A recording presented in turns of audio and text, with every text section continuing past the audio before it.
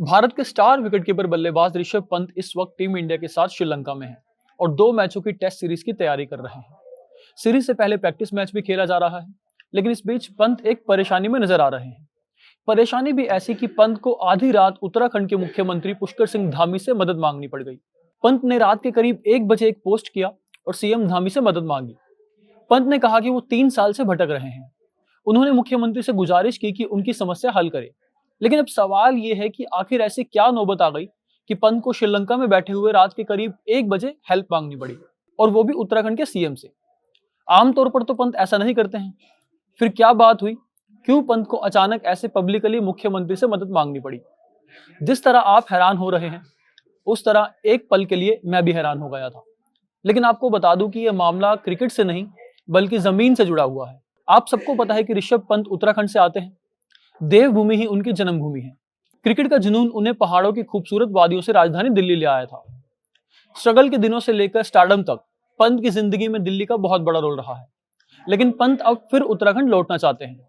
वो दिल्ली छोड़कर उत्तराखंड में बसना चाहते हैं, लेकिन इसके लिए उन्हें दिक्कतों का सामना करना पड़ रहा है।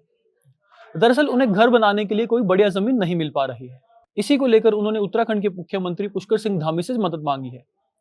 पंत ने सोशल मीडिया प्लेटफॉर्म एक्स के जरिए मदद की गुहार लगाई है। पंत ने श्रीलंका में बैठे बैठे पोस्ट किया और अपनी समस्या का हल मांगा। पंत ने शुक्रवार देर रात 2 पोस्ट किए।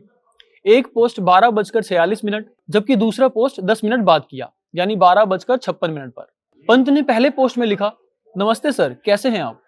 उत्तराखंड का स्थानीय निवासी होने के नाते मुझे यहाँ आए हुए काफी समय हो गया है। मैं दिल्ली से उत्तराखंड शिफ्ट होने के लिए जमीन खरीदने की कोशिश कर रहा हूँ, लेकिन रहने के लिए कोई अच्छी और बड़ी जगह नहीं मिल पा रही। मुझे अपना उत्तराखंड बहुत पसंद है। मेरी आपसे गुजारिश है कि जमीन खरीदने के लिए मेरी मदद करें, क्योंकि आजकल साफ सुथरी जमीन मिलना बहुत मुश्किल हो गया है। इसके अलावा एक जमीन ऐसी भी है जो मुझे तब मिलनी चाहिए थी जब मैं राज्य को प्रमोट कर रहा था। इन सब बातों को एक तरफ रखकर मैं अपनी जन्मभूमि वापस आकर उत्तराखंड के विकास में योगदान देना चाहता हूँ और अपने पहाड़ी लोगों के बीच रहना चाहता हूँ। आपसे रिक्वेस्ट है कि इस मामले पर ध्यान दें। 3 साल हो गए हैं और अभी तक कोई जमीन नहीं मिल पाई है। आपके जवाब का इंतजार रहेगा। पंत ने अपने सोशल मीडिया पोस्ट में साफ किया कि वो राज्य से कोई मुफ्त जमीन या तोहफा नहीं मांग रहे।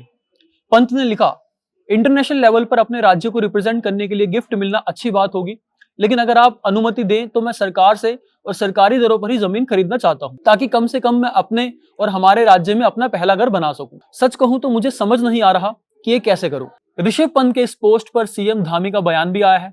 उन्होंने ऋषभ पंत को जवाब दिया और उनकी मदद करने की पूरी उन्होंने कहा है कि हम मदद करेंगे। क्या कहा उन्होंने पोस्ट में आपको बता देते हैं। प्रिय ऋषभ, आप उत्तराखंड के गौरव हैं। आपने अपने शानदार खेल उपलब्धियों से देश दुनिया में देवभूमि का नाम रोशन किया है। अपनी मातृभूमि के प्रति आपका ये प्रेम और यहाँ वापस आकर योगदान देने की भावना अत्यंत सराहनीय है।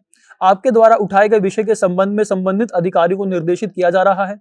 वे आपसे शीघ्र ही संपर्क करेंगे और नियमानुसार हर संभव सहयोग सुनिश्चित करेंगे। बता दें कि पंत ने हाल ही में इनकम टैक्स भरा था और वो उत्तराखंड में सबसे ज्यादा टैक्स चुकाने वाले खिलाड़ी बने थे। पंत ने फाइनेंशियल ईयर 2025-26 में 23 करोड़ 84 लाख रुपए का टैक्स जमा किया था, जबकि पिछले साल भी उन्होंने 10.5 करोड़ रुपए का टैक्स दिया था। पंत उत्तराखंड के रहने वाले हैं, लेकिन दिल्ली भी उन्हें बहुत प्यारी है। यहीं से उनका क्रिकेट करियर शुरू हुआ और सपने पूरे हुए। बता दें कि आईपीएल 2027 में ऋषभ पंत एक बार फिर दिल्ली कैपिटल की तरफ से खेलते हुए नजर आएंगे। पंत ने हाल ही में लखनऊ सुपर जायंट्स का साथ छोड़ दिया था। वो इस टीम के साथ 2 साल ही रहे। जून में लखनऊ और दिल्ली के बीच एक ट्रेड डील हुई, जिसके तहत पंत दिल्ली में वापस आए थे। आईपीएल 2027 से पहले हुई इस डील में दिल्ली कैपिटल्स ने पंत को 15 करोड़ रुपए में टीम में शामिल किया, जबकि पंत की जगह दिल्ली ने कुलदीप यादव को लखनऊ सुपर जायंट्स में शामिल किया। लखनऊ ने कुलदीप के लिए 13.5 करोड़ रुपए की कीमत चुकाई।